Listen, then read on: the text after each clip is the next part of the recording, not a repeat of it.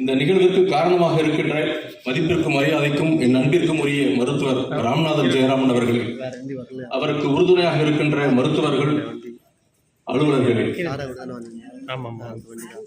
இந்த விழாவினுடைய நாயகர்கள், கேன்சரிலே பாதிக்கப்பட்டு போராடி மீண்டு இன்று சரித்திர நாயகர்களாக வீட்டிருக்கின்றவர்களை,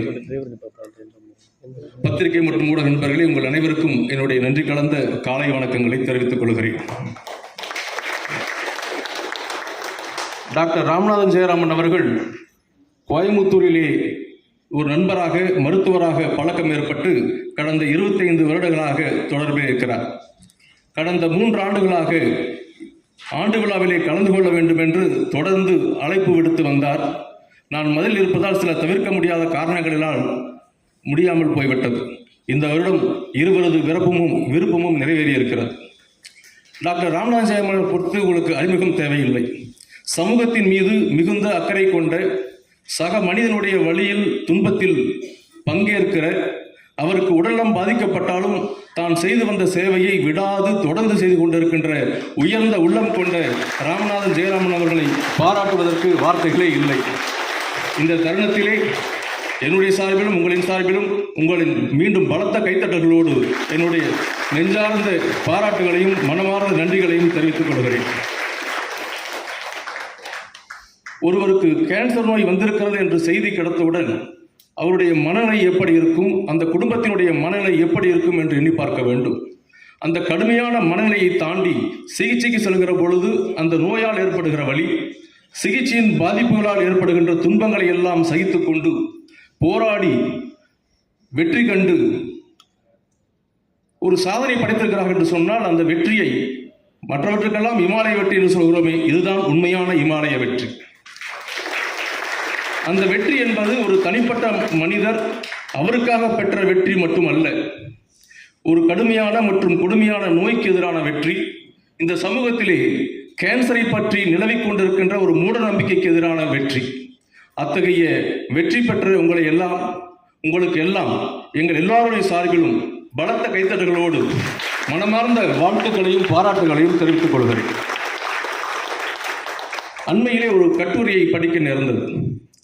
நாகர்கோயிலை சேர்ந்த பிலிப் ஜெயசேகர் என்கின்ற ஒரு நபர், அவருடைய தகப்பனார் புற்றுநோயால் இறந்து போனார். அவரும் அவரது 3 சகோதரர்களையும் அவருடைய தாயார் கஷ்டப்பட்டு படிக்க வைக்கிறார். அவரும் எலக்ட்ரானிக் படிப்பை முடித்து சென்னைக்கு வேலைக்காக வருகிறார். வந்த சில மாதங்களிலேயே அவருக்கும் புற்றுநோய் என்று சொல்கிறார்கள். 25 வருடங்களுக்கு முன்பாக இது போன்ற விழிப்புணர்வுகளோ மருத்துவ வசதிகளோ இல்லாத நேரம். அவர் பல இடங்களுக்கு செல்கிறார், பல துன்பங்களை அனுபவிக்கிறார். கடைசியாக மதுரை ராஜாஜி அரசு மருத்துவமனைக்கு செல்கிறார். அங்கு சில வருடங்கள் சிகிச்சை பெற்று மீண்டு வருகிறார். வேறு எங்கும் செல்லாமல் மதுரையிலே தங்கிக் கொண்டு ஒவ்வொரு நாளும் காலை 10 மணிக்கு ராஜாஜி அரசு மருத்துவமனைக்கு சென்று கேன்சர் பிரிவில் இருக்கின்ற கேன்சர் நோயாளிகளை கலந்துரையாடுவதை மட்டுமே தனது பணியாக கொண்டு அவர்களுக்கு தான் மீண்டு வந்த விவரங்களை எல்லாம் சொல்லி அவர்களுக்கு ஊக்கப்படுத்துவதையும் தன்னம்பிக்கை ஏற்படுத்துவதையும் மட்டுமே செய்து கொண்டிருக்கிறார். அது மட்டுமல்ல, மதிய நேரத்திலே கொண்டு செல்கின்ற கஞ்சியை எல்லோருக்கும் கொடுக்கிறார். திருமணம் செய்து கொள்ளாமல் தன்னுடைய மீத வாழ்க்கை இந்த கேன்சர் நோயாளிக்கானது என்று அர்ப்பணித்து செயல்பட்டு வருவதாக அந்த கட்டுரை முடிகிறது. சமூகத்திலே தற்போதும் கூட கேன்சர் என்பது குணப்படுத்த முடியாத, தீர்க்க முடியாத ஒரு நோய், உயிர்கொல்லி என்கின்ற ஒரு மூட நம்பிக்கை நிலவிக் கொண்டிருக்கிறது. டாக்டர் ராமநாதன் ஜெயராமன் போன்ற மருத்துவர்களும் இந்த நிகழ்ச்சி நடத்தி கொண்டிருக்கின்ற அரசு சாரா சமூக நிறுவனங்களை போன்று பல்வேறு நிறுவனங்களும் போராடி கொண்டிருந்தாலும் கூட அந்த கருத்தை முழுவதுமாக அகற்ற முடியவில்லை.